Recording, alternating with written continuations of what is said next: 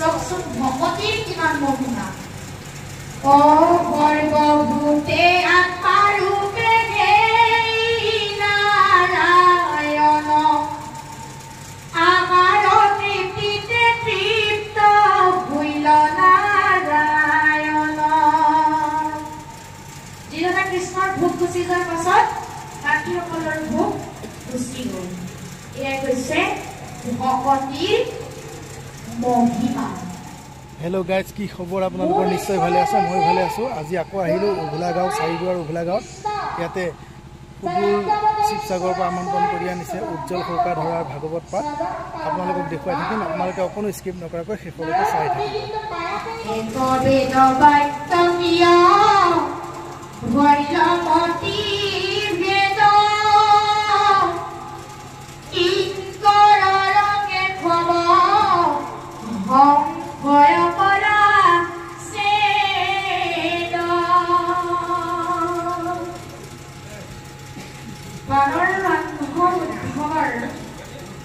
মনৰ মুখৰ জেদি কৰিবলৈ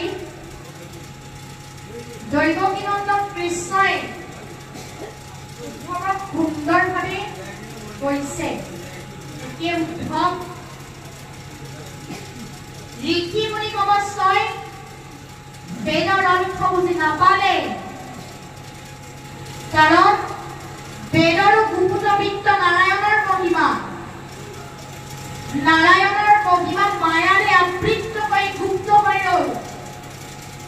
মানুহে ইয়াৰ আচল ৰহস্য বুজিব নোৱাৰি যিয়ে যেনেকৈ পাৰে তেনেকৈ মত প্ৰকাশ কৰিবলৈ ল'লে।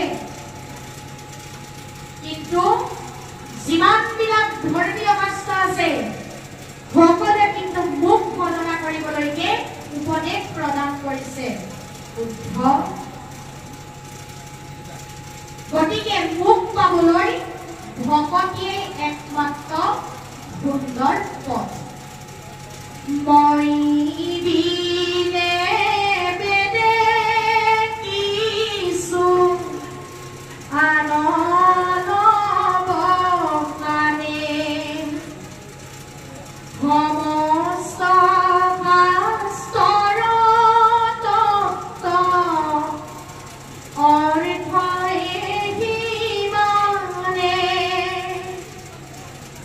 যাৰ যেন মতি কৰে বেদ সবাখ্যান নিজ গুণ ভকতি তেজি গুণয়ান কেহু বোলে কৰ্মে কেহু বোলে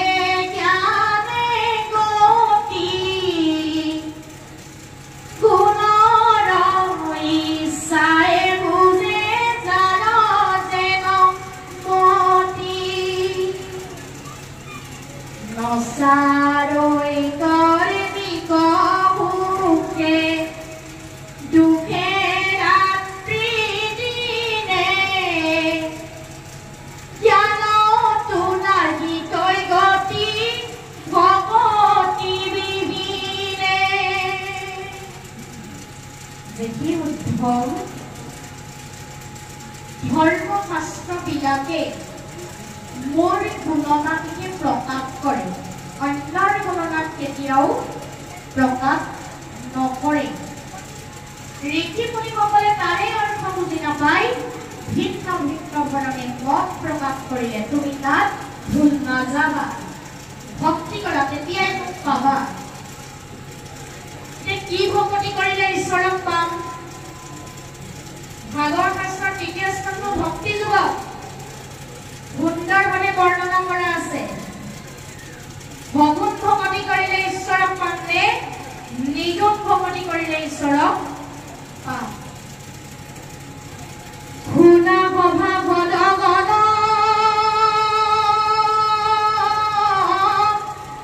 অ তৃতীয় স্কন্ধৰ পদ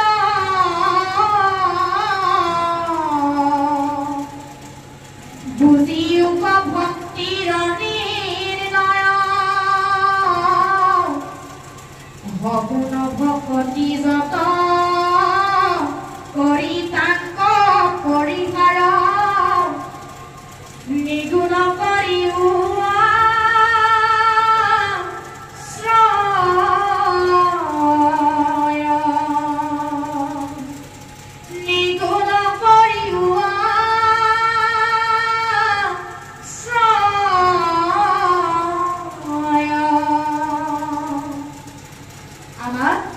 ভগৱান ভগৱতী পৰিহাৰ কৰি নিষ্কামভাৱে নিগুণ ভগৱতীৰ আশ্ৰয় ল'বলৈ ভাগৱত শাস্ত্ৰৰ ভক্তি যোগে আমাক উপদেশ প্ৰদান কৰি থৈ গৈছে।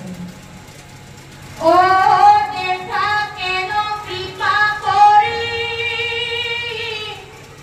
আপুনি কহন্ত হৰি ভকতিক কৰি নানামত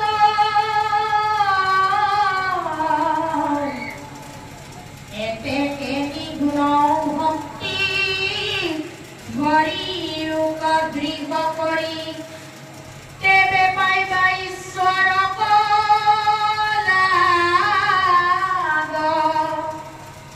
তেবে পাইবা ঈশ্বৰ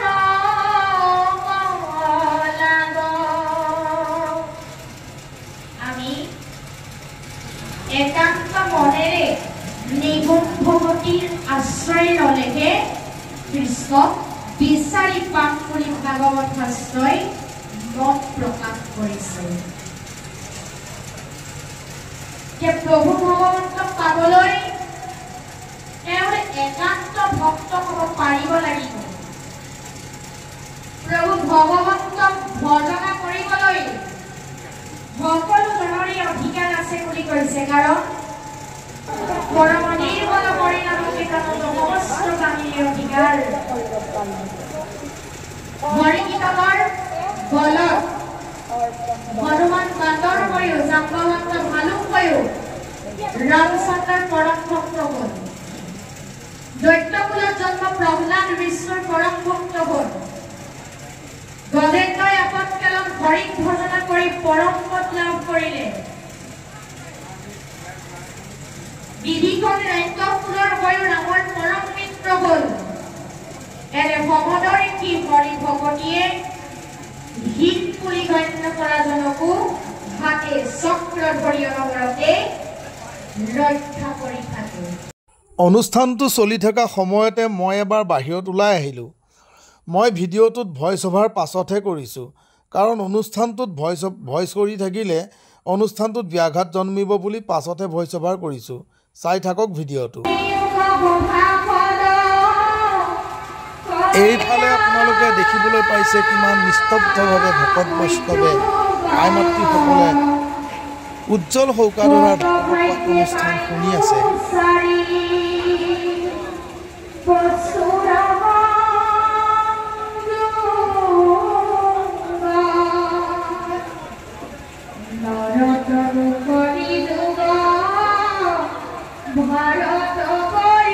আজিৰ এই অনুষ্ঠান ভাগত বহুত ভকত বৈষ্ণৱৰ আগমন হৈছে। গতিকে বহুত ভকত বৈষ্ণৱ এনেদৰে নীৰৱে নিস্তব্ধে ভাগৱত শুনি আছে।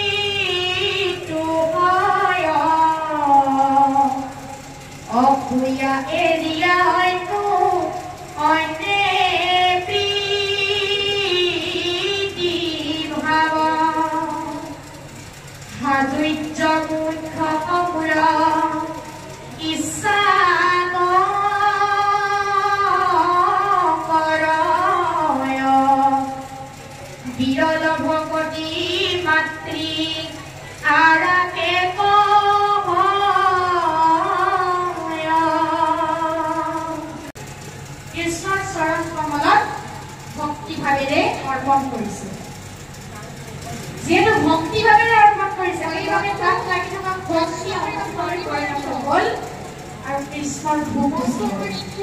যেতিয়া কৃষ্ণৰে ভোগ গুচি গ'ল, নীতি দুৰ্লভ আৰু 10,000 ঈশ্বৰৰ ভোগ গুচি গ'ল।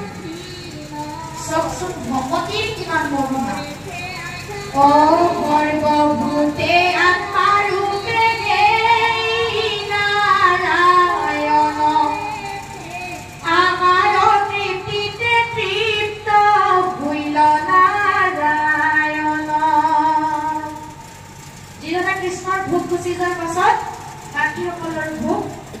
গুচি গ'ল এয়াই কৈছে ভকতিৰ মহিমা সো গাইজ আজিৰ ভিডিঅ'টো ইমানেই আছিলে যদি ভিডিঅ'টো চাই ভাল পালে লাইক কমেণ্ট শ্বেয়াৰ ছাবস্ক্ৰাইব কৰি দিব কাষতে থকা বেল আইকনটো ক্লিক কৰিব তেতিয়াহে মোৰ আহিবলগীয়া নতুন নতুন ভিডিঅ'বোৰ আপোনালোকে পাই থাকিব সো গাইজ আজিৰ ভিডিঅ'টো মই কাটি দেখুৱালোঁ আপোনালোকে বেয়া নাপাব আজিৰ ভিডিঅ'টো ইমানেই আছিলে ভিডিঅ'টো শেষলৈকে চাই থকাৰ কাৰণে ধন্যবাদ বাই বাই